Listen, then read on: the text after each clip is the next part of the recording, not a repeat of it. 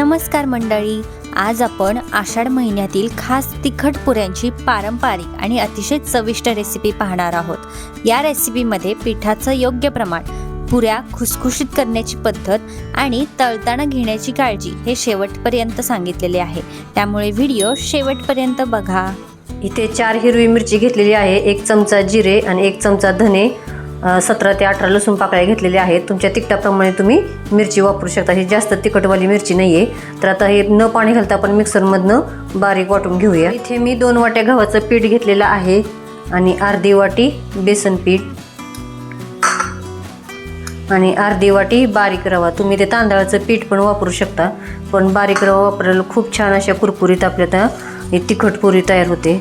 याच्यात मी 2 चमचे पांढरे तीळ, लसूण आणि मिरची, धने जिरे बारीक केलेले, 1 चमचा ओवा, 2 चिमूट आपण हिंग घेतलेला आहे, अर्धा चमच्याला थोडीशी कमी अशी रंग येण्यासाठी हळद घेतलेली आहे, चवीनुसार मीठ, अर्धा चमचा किचन किंग मसाला आणि अर्धा चमचा गरम मसाला घेतलेला आहे, 1 चमचा कसुरी मेथी,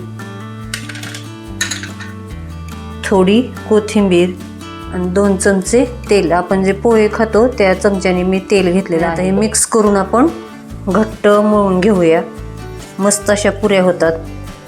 तुम्ही दह्याबरोबर खाऊ शकता किंवा असाही खाऊ शकता, प्रवासात घेऊन जाऊ शकता, मुलांना डब्यासाठी। थोडं थोडं पाणी घालून मी घट्ट असं पीठ मळून घेते।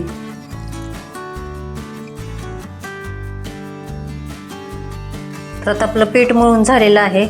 आपण आता 10 ते 15 मिनिटं झाकून ठेवूया। 10 ते 15 मिनिटं झालेली आहेत। आपण आता पिठाचा गोळा घेऊया। पिठी लावण्यासाठी पण मी गव्हाचं पीठ घेतलेलं आहे, किंवा तुम्ही छोटे छोटे करून सुद्धा लाटू शकता, किंवा मोठी अशी लाटायची, किंवा डब्याच्या सहाय्याने किंवा वाट्याच्या सहाय्याने तुम्ही याचे पुऱ्या पाडू शकता।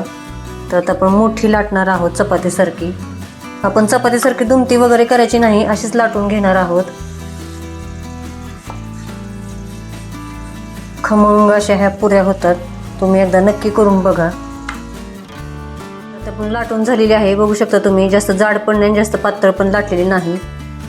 तर काही जण गव्हाचं पीठ आणि बेसन पीठ वापरून अशी तिखट पुरी बनवतात, तर त्याच्यात तांदळाचं पीठ किंवा रवा वापरा, त्याच्यामुळे कुरकुरीत अशा पुऱ्या होतात, मस्त अशा खुसखुशीत एकदम लागतात। अशा पुऱ्या पाडून घेऊया। तुम्ही अशी पण पुरी जर तुम्हाला तळलेली खायची नसेल तर तुम्ही अशी पण दशमी करू शकता, तुम्ही थेपले म्हणू शकता तुम्ही त्याला।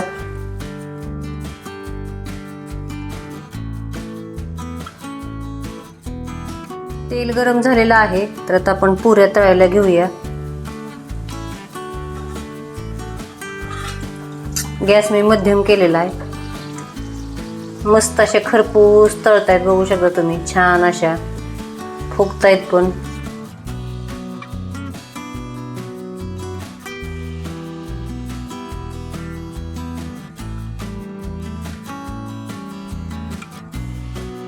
मस्त अशा आपल्या आता पुऱ्या झाल्यात, तुम्ही बघू शकता, तिखट पुऱ्या अशा।